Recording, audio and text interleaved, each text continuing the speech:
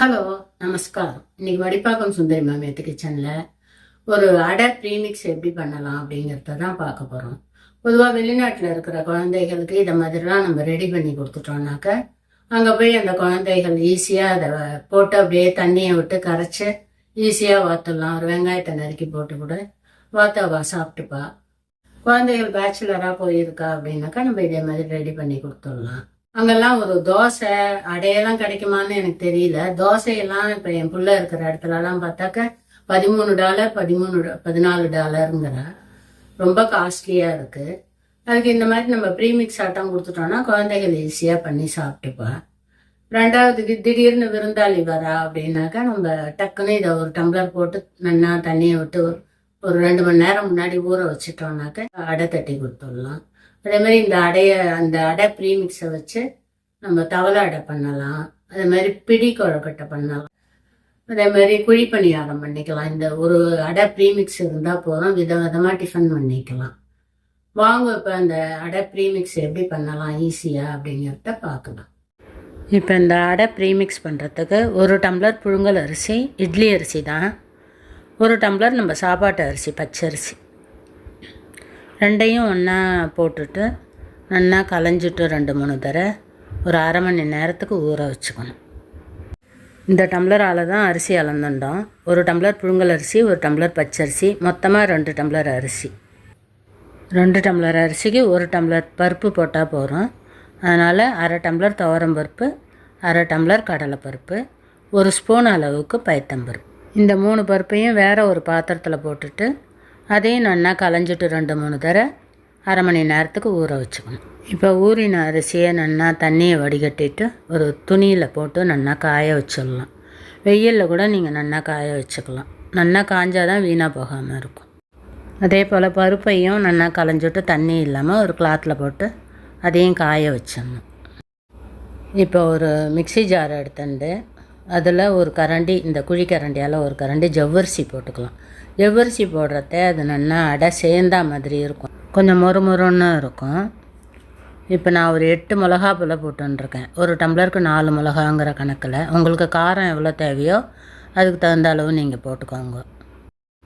இப்போ அந்த மிளகாவோட ஜவ்வரிசியையும் போட்டு நல்லா பொடி பண்ணிக்கணும் நைஸாக. நம்ம அடைக்கு ஊற வச்சு அரைக்கிறத அது கொஞ்சம் சேர்ந்தா மாதிரி இருக்கும். நம்ம பொடியாக பண்ணுறத அடை வாக்கத்தை சமயத்தில் விண்டு போயிடும். இந்த ஜவ்வரிசி போடுறத அது நல்லா விண்டு போகாத இருக்கும். அதுக்காக தான் ஜவ்வரிசி போடுறது. இப்போ நம்ம ஊறி காஞ்ச அரிசியை நம்ம மிக்சி ஜாரில் போட்டு சன்னமான ரவா பதத்துக்கு பொடி பண்ணிக்கணும். 2 தடவையாக போட்டுக்கலாம். அந்த அரிசி கூடயே இந்த அளவுக்கு பெருங்காயத்தையும் போட்டு நல்லா பொடி பண்ணிடலாம். இந்த அளவுக்கு ரவா பதத்துக்கு பண்ணணும், ரொம்ப பெருசாக பண்ணக்கூடாது. இப்போ பொடி பண்ண மாவை ஒரு பாத்திரத்தில் போட்டுட்டு இன்னொரு ரவுண்டு அதே மாதிரி அரிசியை போட்டு பொடி பண்ணிவிட்டு பருப்பையும் அதே அளவுக்கு ரவா பதத்துக்கு நல்லா நைஸாக பொடி பண்ணி வச்சுக்கணும். இந்த அளவுக்கு பருப்பையும் பண்ணணும், ரொம்ப பெருசாக இல்லாமல் ரவா பதத்துக்கே பொடி பண்ணிக்கலாம். பொடி பண்ணிவிட்டு இப்போ எல்லாத்தையும் ஒன்றா போட்டு நல்லா மிக்ஸ் பண்ணிட வேண்டியதுதான். நான் இதில் உப்பு போடலை. நம்ம அடைக்கு மாவு எடுக்கும்போது அதுக்கு தகுந்த உப்பு போட்டுக்கலாம். இதே போல் வெளிநாட்டில் உள்ள குழந்தைகளுக்கு ரெடி பண்ணி கொடுத்துட்டோன்னாக்கா அவள் ஈஸியாக அடை வாத்து சாப்பிட்லாம். சிப்லாக் கவரில் போட்டு ஃப்ரீசரில் வச்சுட்டாக்கா 6 மாதம் ஆனால் கூட வீணாக போகாது. நான் இப்போ இந்த அடை ப்ரீமிக்ஸ்லேருந்து தான் ஒரு கப்பு எடுத்து தவளை அடை பண்ண போகிறேன். அது எப்படி பண்ணலாம் அப்படிங்கிறத பார்க்கலாம். இந்த கப்பால் 1 கப்பு எடுத்துட்டுருக்கேன் நான் தலையை தட்டி. அந்த பொடியை ஒரு பாத்திரத்தில் போட்டுட்டு ஒரு ஸ்டவ்வை பற்ற வச்சுட்டு அதில் 1 டம்ளர் அளவுக்கு 200 மில்லி இது அந்த அளவுக்கு தண்ணியை விட்டு கொஞ்சம் விதன்னு சூடு வந்ததும் இந்த மாவுக்கு தேவையான உப்பையும் போட்டுட்டு நல்லா கலந்து விட்டுட்டு அந்த வெந்நீர் கொஞ்சம் லைட்டாக சூடு வந்ததுக்கப்புறமா எடுத்து அந்த மாவில் விட்டுட்டு நல்லா கரண்டியால் கலந்து வச்சுட்டு ஒரு 1 மணி நேரம் அதை நல்லா ஊற விட்டுட்டோன்னாக்கா அடை நல்லா சாஃப்டாக வரும். நார்மல் வாட்டர் விட்டும் அந்த மாதிரி கரைச்சி வச்சுக்கலாம் 1 மணி நேரம் முன்னாடியே. இருந்தால் கூட விதன்னு வெந்நீர் விடுறத இன்னுமே அந்த அடை மாவு சேர்ந்தா மாதிரி இருக்கும். அதுக்காக தான் விதன்னு வெந்நீர் விடுறது. இப்போ ஒரு தட்டை போட்டு அதை மூடி வச்சிடலாம். 1 ஹவருக்கு அது அப்படியே இருக்கட்டும். நார்மல் அடையாக இருந்தால் வெங்காயத்தை நறுக்கி போட்டு கொஞ்சம் முருங்கீரை இருந்தால் கூட உருவி போட்டுட்டு தோசைக்கல்லில் போட்டு அடையாக வார்த்துடலாம். உப்பு சரியாக இருக்கான்னு பார்த்துட்டு பண்ணிக்கலாம். நம்ம இன்றைக்கி தவளை அடை தான் தட்ட போகிறோம். அதனால் வானலில் ஒரு 2 ஸ்பூன் எண்ணெயை விட்டுட்டு ஒரு சின்ன ஸ்பூனால் 1 ஸ்பூன் கடுகு, கொஞ்சம் தான் மாவுங்கிறதுனால எல்லாமே நான் குறைச்சி போடுறேன். நீங்கள் உங்கள் மாவுக்கு தகுந்த மாதிரி போட்டுக்கோங்க. கடுகு வெடித்ததும் ஒரு 1/2 ஸ்பூன் ஜீரகம், 1 ஸ்பூன் அளவுக்கு உளுத்தம்பருப்பு செவந்ததுக்கப்புறமா கொஞ்சம் கொத்தமல்லி, கொஞ்சம் கருவேப்பிலை பொடியாக நறுக்கினது, கொத்தமல்லியும் கொஞ்சம் பொடியாக நறுக்கினது, ஒரு 3 ஸ்பூன் அளவுக்கு தேங்காய் எல்லாத்தையும் போட்டு ஒரு பிரட்டிட்டு ஸ்டவ்வை ஆஃப் பண்ணிடலாம். இதிலே வேணுங்கிறவா இஞ்சி பச்சை மிளகாய் வேணுன்னா கூட ஒரு சின்ன துண்டு இஞ்சியும் ஒரு பச்சை மிளகாயும் நறுக்கி போட்டு வதக்கிக்கலாம். நான் போடலை இஞ்சி பச்சை மிளகாய். இப்போ நம்ம வதக்கி வச்ச கருவேப்பிலை கொத்தமல்லி எல்லாத்தையும் நம்ம கலந்து வச்ச அடை மாவில் போட்டுற வேண்டியது தான். இப்போ இந்த மாவு 1 ஹவராக ஊறி நல்லா கெட்டியாக இருக்குது. இப்போ இதுக்கு தேவையான அளவு தண்ணியை விட்டுட்டு நம்ம அடை வாக்குற அளவுக்கு அந்த பதத்துக்கு கரைச்சிக்கணும். அப்படியே தேவையாக இருந்தால் உப்பு சரியாக இருக்கான்னு வாயில் போட்டு கொஞ்சம் போட்டு பார்த்துட்டு வேணும்னா கொஞ்சம் உப்பும் சேர்த்துக்கலாம். இதில் இப்போ நான் ஒரு 1/2 ஸ்பூன் அளவுக்கு மிளகை 1-2 தட்டிட்டு போட்டிருக்கேன். இது நம்ம தவளை அடை பண்ணுறதுனால மிளகு போட்டால் நல்லா வாசனையாக இருக்கும். நார்மல் அடையாக இருந்தால் அதெல்லாம் போட தேவையில்லை. மிளகு பொடியும் போட்டு நல்லா கலந்துட்டு நம்ம அடிகனமான இழுப்பு சட்டியில் வார்த்துக்கலாம்.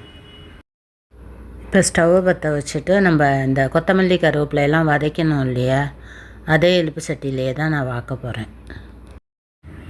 இப்போ இந்த வானலில் ஒரு 2 ஸ்பூன் அளவுக்கு எண்ணெய் விட்டுக்கலாம். சின்ன ஸ்பூன் தான் அது, அதனால் 2 ஸ்பூன் விட்டுருக்கேன். எண்ணெய் சூடானதும் நம்ம ஒரு சின்ன கரண்டியால் ஒரு 1.5 கரண்டி அளவுக்கு மாவு விட்டுக்கலாம். ரொம்ப பரத்தி விட வேண்டாம், லைட்டாக தட்டி விட்டுட்டு அப்படியே ஒரு தட்டை போட்டு மூடி வச்சிடலாம். பெரிய குழி கரண்டியாக இருந்தால் 1 கரண்டி விட்டாலே போதும். இதே போல் ஒரு கிளாஸ் மூடியை போட்டு மூடி வச்சோம்னாக்கா அது செவந்திருக்கா என்னங்கிறது நம்மளுக்கு பார்த்தா தெரியும். அடுப்பை மீடியம் ஃப்ளேமில் வச்சுக்கோங்க.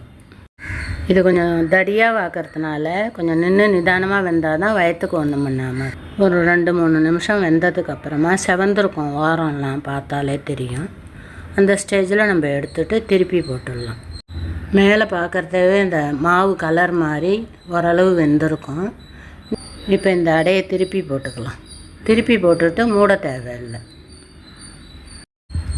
இது எப்படின்னு அழகாக செவந்து நல்லா முறன்னு இருக்குது. இதே போல் இன்னும் 1 நிமிஷம் அந்த பக்கமும் வெந்ததுக்கப்புறமா எடுத்து வச்சிட வேண்டியது. இப்போ இந்த சைடும் நல்லா வெந்தெடுத்து இதை எடுத்து நம்ம தட்டில் எடுத்து வச்சிடலாம். இதே போல் மீதி இருக்கிற மாவு எல்லாத்தையும் நம்ம தட்டி எடுத்துக்க வேண்டியது தான். இதில் நிறையா பருப்பெல்லாம் போடுறதுனால ப்ரோட்டீன் ரிச்சாகவும் இருக்கும். இதை தோசை திருப்பி போடுறத விட இந்த மாதிரி ஜல்லிக்கரண்டியால் போடுறதே ஈஸியாக திருப்புறதுக்கு வரும். திருப்பி போட்டுட்டு அதில் ஒரு ஸ்பூன் அளவுக்கு எண்ணெயை சுற்றி விட்டுட்டோம்னாக்க ஓரங்கள்லாம் நல்லா மொறுன்னு, நடுவில் நல்லா ஸ்பாஞ்ச் மாதிரி சூப்பராக இருக்கும் இந்த தவளை அடை. இதுக்கு தொட்டுக்க வத்த குழம்பு, தேங்காய் சட்னி, அவியல் எது வேணால் தொட்டுக்கலாம். இதுக்கு வெண்ணெயும் கொஞ்சம் வெல்லமும் தொட்டுண்டா இன்னுமே டேஸ்ட்டாக இருக்கும். இதே போல் நீங்களும் செஞ்சு பார்த்துட்டு எப்படி இருந்ததுங்கிறத கமெண்ட்டில் சொல்லுங்க. லைக் பண்ணுங்க, ஷேர் பண்ணுங்க, சப்ஸ்கிரைப் பண்ணுங்க. தேங்க்யூ ஃபார் வாட்சிங். நெக்ஸ்ட் வீடியோவில் பார்க்கலாம்.